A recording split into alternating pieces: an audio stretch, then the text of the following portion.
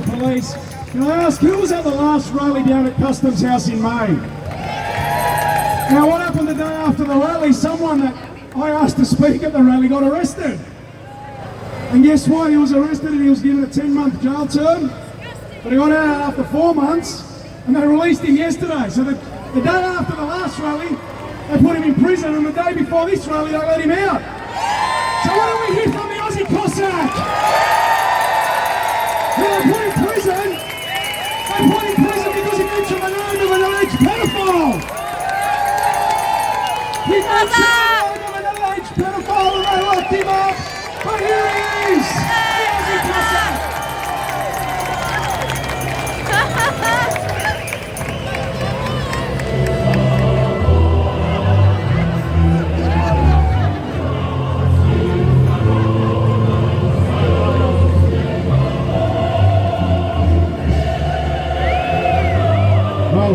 That just confirmed any rumours in the mainstream media that this is a pro-Russian rally. I can just imagine tomorrow's Daily Mail article.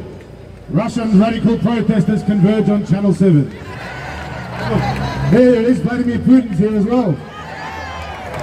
Well, it's funny, it's true. I was arrested at the last rally exactly 4 months ago. And many of you were here, many familiar faces were in the crowd, just around the corner. Arrested for something which many in Australia would consider a public service. Now, it's a beautiful country, Australia. It's a lucky country. And many of us have different heritage, different countries from all the lands we come. But we're all Australians, we love this country.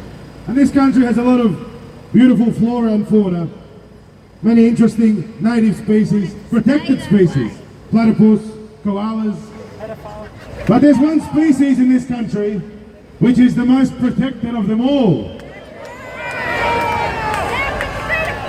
Now that species is so protected that we can't even name them. You know, when I was in jail, we were watching Harry Potter every Sunday night, you know. There was nothing on TV. They're sitting there in the cell at Long Bay, looking forward to watching Harry Potter. And you know, you see everyone saying, "Don't say his name, you know who." And there's this one Harry Potter who blurts out his name. Remember, don't say his name. We can't name the you know who's, can we? Ah, Voldemort, that's his name. Well look, I want to say, firstly, a massive thank you to my wife, Mrs. Cossack. She's very shy, but she held the fort. It's an example of grace in the face of tyranny. And she's very shy, she put her hand up there, she won't get on stage. She's been holding the fort. It was very difficult. For naming a protected species, they labelled me as a national security interest inmate and designated as an extreme high risk inmate. Thrown into segregation, into isolation. I was in the cells with the Alameddines, the Hamzis, terrorists, murderers, and by the way, they're great guys. Just can't say anything about it. I was talking to one bloke for a whole week, and you know, in jail everyone calls me Russia. Hey, Russia, he's been talking through the wall. We can't see each other. We're segregated. And after a week he goes, "Oi Russia, how come you sound like that guy, Aussie Cossack?" I said to him, "It's me."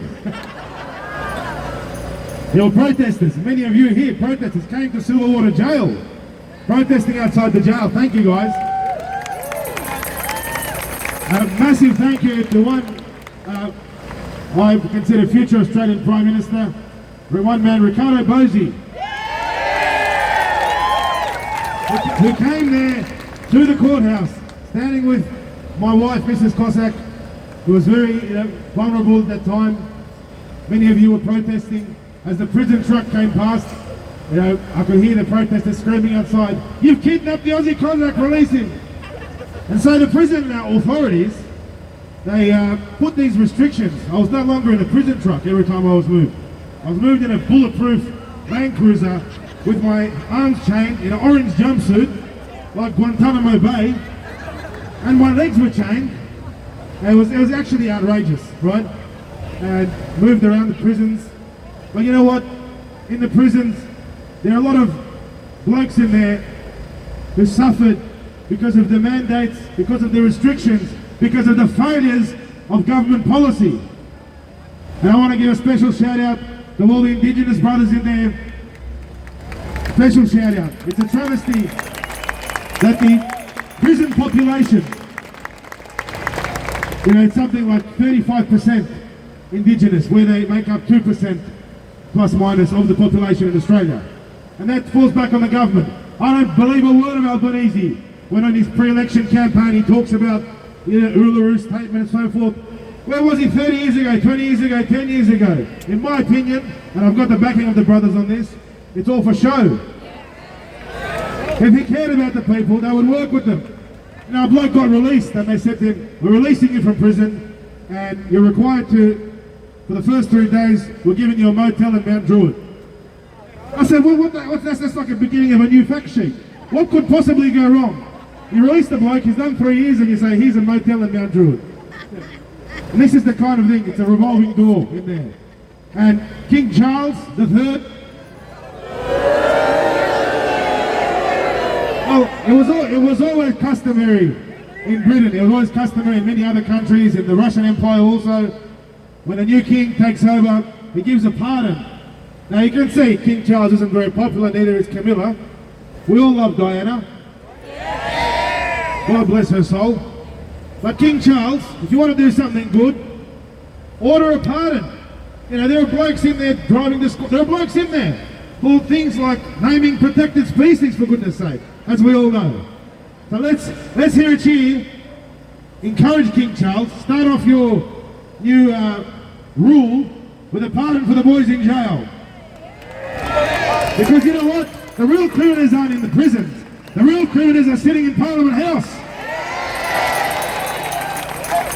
These are the prisoners that are guilty of crimes of genocide, guilty of crimes of murder, guilty of crimes of protecting species who did despicable things, locking up mums and dads, locking up people because they were walking outside their 5-kilometre zone, locking up people for attending a family barbecue.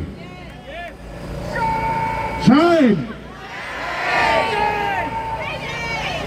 I want to say a massive thank you. I did get 10 months. I pled guilty, copped it on the chin. I did do it. You all saw it. You were here. I did it. What can I say? Well, this is the kind of offence that carries a maximum of 12 months. They gave me 10. And it was only thanks to the pressure, I believe, that was applied from all of you standing here today. Certain colleagues of mine, you could say. All of you, brothers and sisters, everyone here. We had so much support. People like Mac, people like Craig Kelly, who's here today. Many people put their necks on the line, they stood up. Well, something could potentially, technically, it's a crime. You can't do anything to a protected species. You can't step on a spider, for example, it's a protected. You can't run over a koala who's crossing the road. What was that? I can't hear it. Say it again. Alright, I'll go in deaf in this here. Say it again. I don't know. This could be the beginning of a new fact sheet, actually. See, the thing is, we've got police sitting right now in the headquarters in Goulburn, in Surrey Hills, in police tactical command buses. Now, they admitted this. I've read this in my own briefs. We're sitting in a tactical command bus on a big screen, watching Aussie Cossack videos live, and they admitted to targeting the freedom movement, targeting you guys. We also saw the low-flying helicopter buzzing the crowd. I mean, there are women and children in this crowd. Aussie Cossack, did you know there's a High Court judge that states the Australian government has no basis in law whatsoever, and it's on the record too. They are all criminals, and they all need to serve justice for the crimes that they have committed against the people. That's it, and Nuremberg 2 is coming up. And I'd like to say, John Lada said it well, that the people now who are enforcing tyranny, the people now that are ruining Australian values, taking away freedoms, there should be special prisons built for them. And yeah, not in protection, get in the main, in front of people's tribunals. In front of the people's tribunals, because everyday Australians are sick and tired of this.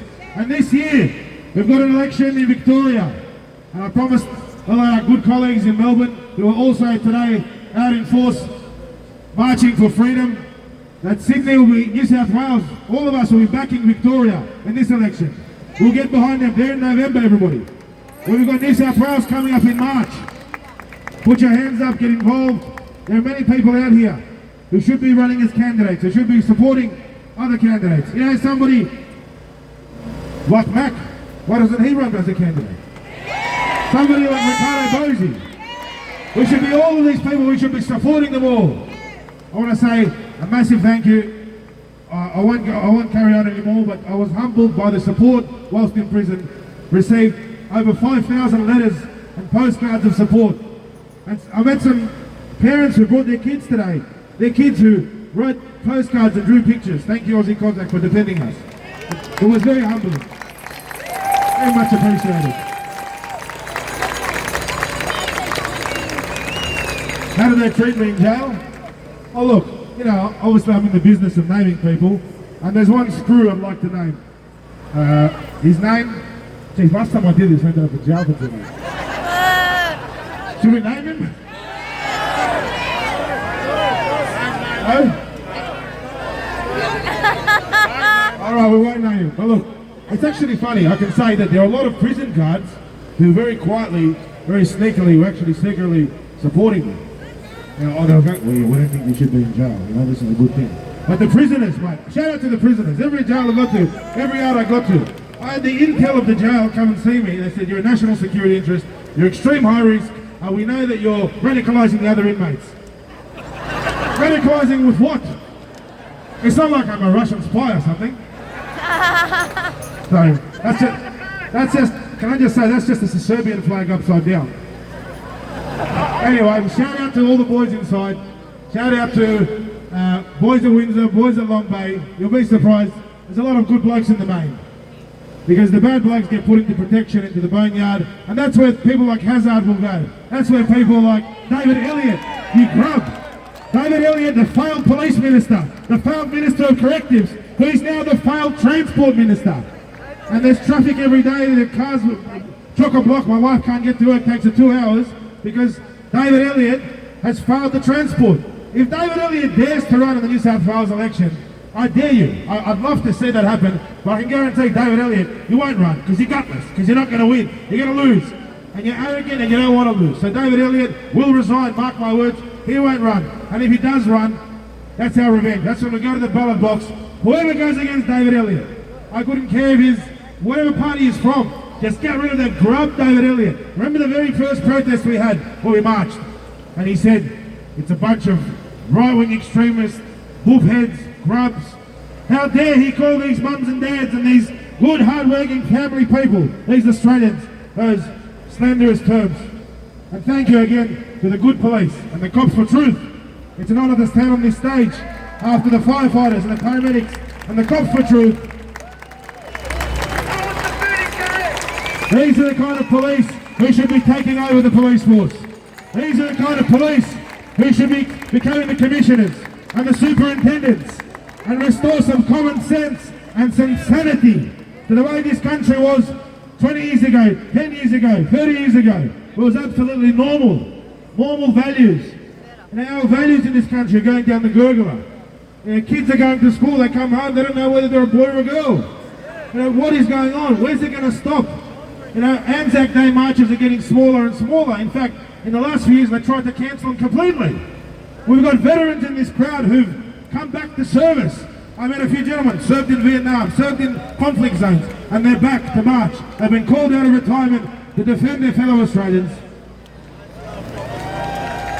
For the veterans. And speaking of veterans, I'll end with a very important note. No Australian bushmasters or missiles or any taxpayer money should be committed to an overseas war. Enough's enough.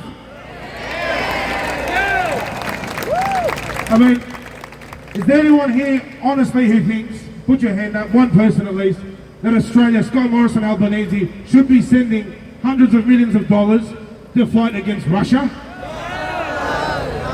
Should we be doing that? I can guarantee you, I've met Putin once, and he said, He said, we're never going to attack Australia. We love Australians. There's a lot of Putin supporters here. But it's not about Putin, it's not about Ukraine.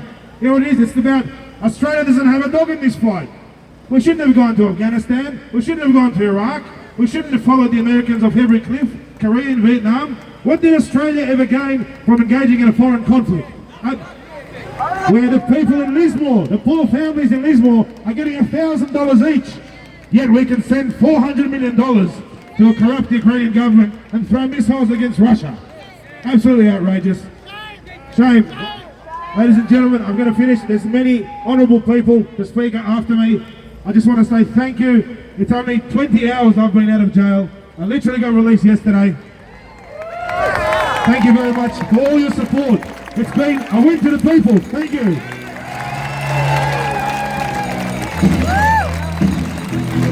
Beautiful.